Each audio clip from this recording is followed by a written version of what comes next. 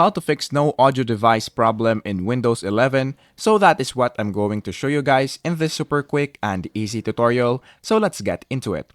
So the first thing that we need to do is to go here, of course, into our desktop. And once you are now on the desktop, if you go here on the bottom right corner right here, and if you click that, if you see that you can't adjust the volume right here, even though you're changing it, then there seems to be a problem with your device. Now, to look for the problem, what we're going to do is to go here on the search bar and then search for troubleshoot settings. So just click this troubleshoot settings right there.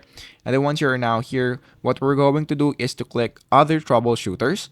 And then once you're now here, you will see this audio. Now, all you have to do is to just click run. And then, of course, you will see some articles here which might help you solve the problem. So if you want to run an automated diagnostic, all you have to do is to just click this yes right here. And then let's wait for the scan to be finished.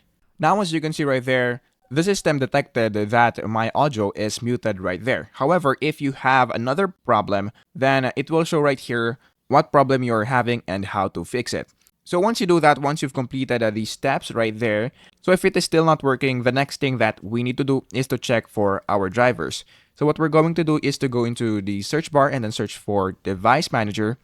And then in this part, what we're going to do on this part, just scroll down right here on the System Devices, and then look for your graphics driver for your audio. In this case, this is mine. So what we're going to do in this part is to just right click and then click Properties.